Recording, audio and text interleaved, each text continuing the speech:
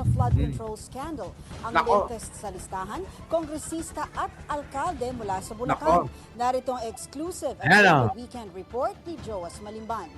Eto naman sa Bulacan, congressman, mayor, grabe dyan talaga sa Bulacan. Oo. Kamusta naman yung governor? Ano? Dan Fernando, ano na, ang balita sa'yo?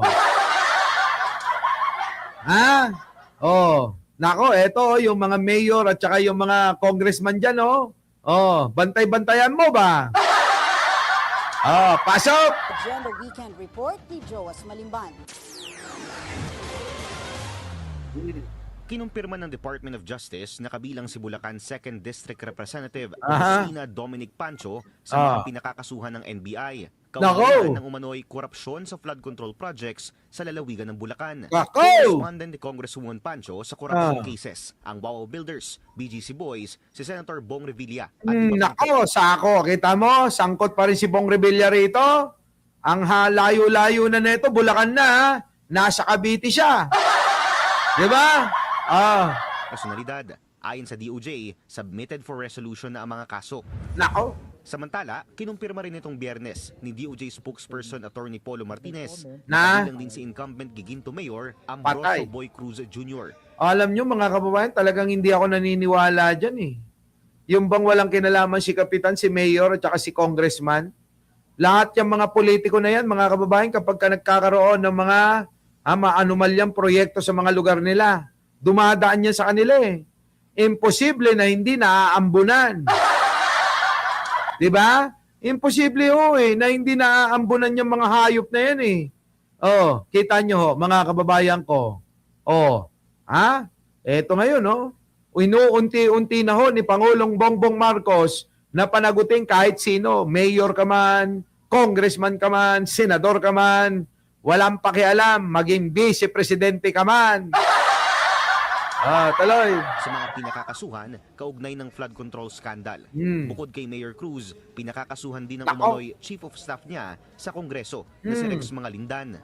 Nako. Correspondent ni Mayor Cruz sa 3 corruption cases, ang ilang kilalang mga personalidad No. tulad ng construction firm na Top Notch Catalyst Builders, ang BGC Boys, ang businessman na si Jonathan So at si Senator Joel Villanueva. Submitted for resolution na rin ang naturang mga kaso ayon kay Martinez. The 6 cases involving either of 2 contractors. That's Wawa or Top Notch Catalyst Builders. So we are here to report that as of February 2, 2026, all of these 6 cases have been submitted for resolution. Matatanda ang kabilang Putik na, tandaan nyo na yung mga mukha nito. Kaya ayoko talaga sa politika, mga kababayan ko eh.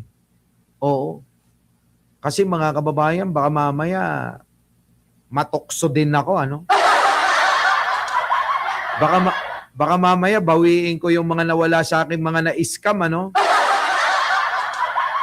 Pero hindi talaga kaya ng konsensya ko yan. Maniwala kayo. Yung mga ganyang mga trabaho, hindi kaya ng konsensya ko yan.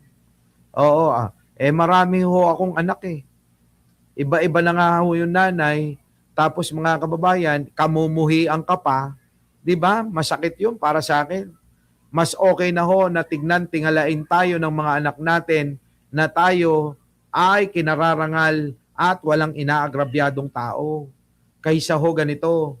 Naging mayor ka, naging congressman ka, naging senador ka, pero ang batik mo naman, isa kang magnanakaw. Kahit anong yaman mo eh. Di ba? Kahit anong yaman mo, kung galing sa nakaw yan, walang mangyayari dyan. Madaling maubos ang hindi mo pinagpaguran. Tandaan nyo yan Madaling maubos ang hindi nyo pinagpaguran. Pero tandaan nyo to mga kababayan. Lahat ng mga kasakiman, lahat ng kasamaan na ginawa mo sa mundong ibabaw ay may kapalit na panghabang buhay na kaparusahan. Diba? Yun. Pasok! Ito na. ang 2 politiko sa mga pinangalanan ni former Assistant District Engineer Bryce Hernandez na tumatanggap umano ng kickbacks pagdating sa mga proyekto ng DPWH. Grabe, no? 15 to 20%. Sabi ko sa inyo, walang politikong hindi magnanakaw talaga eh. Kung meron man, kokonti na lang sila, mabibilang mo na lang sa daliri ng paa. Oo, wag nyo isasama yung kamay, ha? Di ba? Sent umano ang komisyon ng dalawa para sa mga proyekto sa kanilang distrito. Grabe. Ayon sa testimonya ni Hernandez sa isang Senate Blue Ribbon Committee hearing. Sino ba yung congressman ng First Engineering District? Hindi mo kilala? Ito na naman si Panucha. Kaya tuloy. Yun nga po, binanggit ko po, si Kong Tina Pancho po, si Kong Boy Cruz po, saka si Kong Danny Domingo po. Nako, Sila po. sila. Yung tatlo lang Sila lang po ang congressman po namin. ng First Engineering District. Yes po, Your Honor. So sila, 15 to 20, paano yun?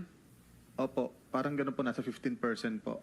To 20%. Grabe, no? 15 to 20% ang kinikickback nila. Halimbawa ho, ganito. Kung 100 milyon yan, mga kababayan, maliwanag na yung 20 million nilang, mga hayop na yan. Diba? 100 milyon, yung proyekto. Kikickback ng 20%, edi 20 million yon. Kita nyo, isang proyekto pa lang yon. Tiba-tiba talaga. Diba? Walang paingcho, no? Walang Ana Brina, walang kahirap-hirap. Oo. Isang pitik lang, 20 million na agad. Natatanda ang isa rin si Pancho sa mga gustong pakasuhan ng ICI at DPWH noong Nobyembre sa Ombudsman dahil umano sa pagiging isang contractor. Nako. Ayon sa naging rekomendasyon ng ICI, pagmamay-ari ng pamilya ni Pancho ang CM Pancho Construction Incorporated na siyang nakakuha ng bilyon-pisong road project contracts Grabe. sa Bulacan. Isang paglabag umano sa ilang mga batas na may kaugnayan sa prohibited interest. Nako. Isang bagay na itinanggi na rin ng kumpanya.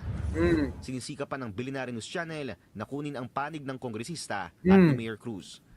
Paano na, Mayor Cruz? Congressman!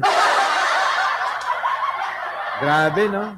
Ang tindi talaga, mga kababayan nitong mga walang yan na to. Paano nga tayo mabilis na makakaangat kung ang mga politiko na inyong mga pinagboboto ay katulad ng mga hayop na to?